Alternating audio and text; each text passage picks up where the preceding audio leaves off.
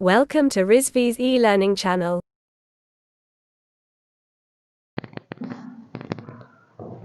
Good morning to all of you.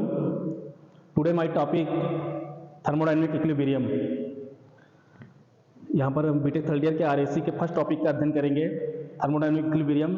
जहाँ पर equilibrium का सीधा सा मतलब है कि कोई चीज़ हमारी साम्यावस्था में है तो वहाँ पर इक्विलिब्रियम शब्द का प्रयोग करेंगे। जैसे हमने पूर्व की क्लासों में देखा है कि जीरोथला थर्मोडायनेमिक्स होता था, उसमें 3 बॉडी होती थी, A body, body B, body C. तीनों क्या होती थी, आपस में रोटेट करती थी, A to B, B to C, C to A. तो वो बॉडी क्या होती थी, तीनों इक्विलिब्रियम कंडीशन पे पाई जाती थी, इसलिए वहां पर क्या होता था, जीरोथ लॉ ऑफ थर्मोडायनेमिक्स। हम लोग थर्मोडायनेमिक इक्विलिब्रियम के अंतर्गत 3 टॉपिक का अध्ययन करेंगे। उसमें 3 टॉपिक में क्या क्या होगा, एक मैकेनिकल इक्विलिब्रियम होगा, एक थर्मल इक्विलिब्रियम होगा, एक केमिकल इक्विलिब्रियम होगा। जहां पर इक्विलिब्रियम शब्द लग जाए वहां पर क्या हो जाएगी, वो साम्यावस्था में होगी, उस पर किसी प्रकार का कोई भी चेंजमेंट नहीं होगा। तो ऐसी बॉडी को हम लोग क्या बोलेंगे, इक्विलिब्रियम, जहां पर कोई भी चेंजमेंट ना आए।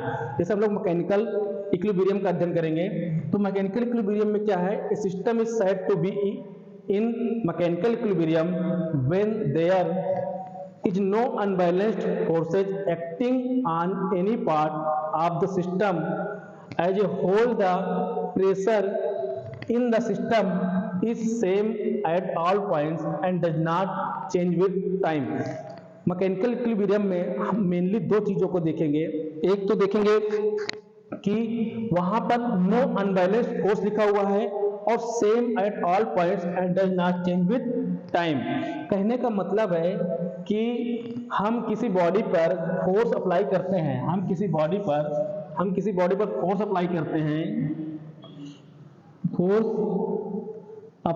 हैं, तो उस पर क्या होता है, किसी भी प्रकार का उस बॉडी पर किसी प्रकार का चेंजमेंट नहीं आता है, does not change with time. तो वहां पर क्या है, डज नॉट चेंज विद, और सेम एट ऑल पॉइंट, सभी पॉइंटों पर वो क्या होता है, सेम होता है। जैसे कि मैकेनिकल इक्विलिब्रियम हम लोग पढ़ने से पहले ही जान जाते हैं कि इक्विलिब्रियम कंडीशन आएगी तो वहां पर क्या होगी, हमारी चीजें एज इट इज वैसी ही रहेंगी जैसे पूर्व में थी, उसमें किसी प्रकार का कोई भी चेंजमेंट नहीं होगा।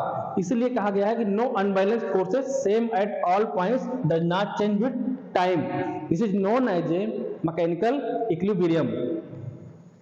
यहां पर क्या हो जाएगा, थर्मल इक्विलिब्रियम आ रहा है। तो थर्मल इक्विलिब्रियम क्या है, a system is said to be in thermal equilibrium when there is no temperature between the parts of the system, temperature is same at all points, does not change with time. मतलब यहां पर क्या है, thermal equilibrium में क्या कहते हैं, जैसे हमारी कोई टेम्परेचर है वो हमारा पहले 10 डिग्री सेल्सियस था, 20 डिग्री सेल्सियस था, 30 डिग्री सेल्सियस था। जैसे ही वो थर्मल इक्विलिब्रियम कंडीशन पे आया तो उस कंडीशन पे जो उसका टेम्परेचर था सभी जगह सेम हो गया, मतलब 15 डिग्री सेल्सियस, 15 डिग्री सेल्सियस और 15 डिग्री सेल्सियस। मतलब जो थर्मल इक्विलिब्रियम की जब बात करेंगे तो उस कंडीशन पे जो हमारा टेम्परेचर होगा वहां पर क्या हो जाएगा, सब जगह सिमिलर हो जाएगा। तो ऐसी कंडीशन को हम लोग क्या बोलेंगे, थर्मल इक्विलिब्रियम।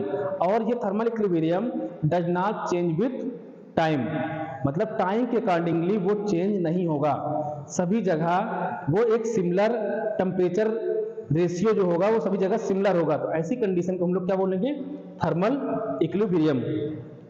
फिर हमारे पास केमिकल इक्विलिब्रियम आता है। केमिकल इक्विलिब्रियम का सीधा सा मतलब है कि केमिकल शब्द आया है तो वहां पर केमिकली रिएक्शन होगा। सपोज दैट हमने मान लिया कि हमारे पास है हाइड्रोजन, ऑक्सीजन और नाइट्रोजन। तो जब इसमें केमिकली रिएक्शन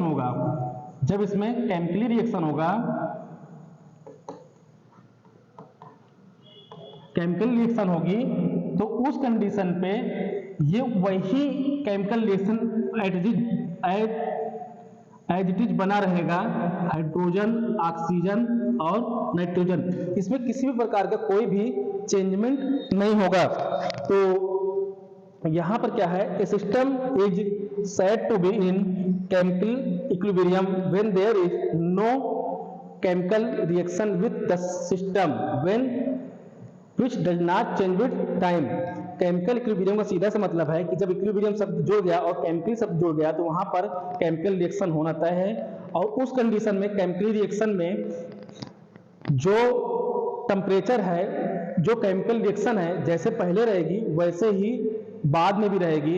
यदि हाइड्रोजन, ऑक्सीजन, नाइट्रोजन हमारे पास है, उनमें केमिकल रिएक्शन कर रहे हैं तो वैसे ही वापस आ जाती है, उसमें किसी प्रकार का कोई भी चेंजमेंट नहीं होता है, does not change with time. तो ऐसी रिएक्शन को हम लोग क्या बोलेंगे, केमिकल इक्विलिब्रियम।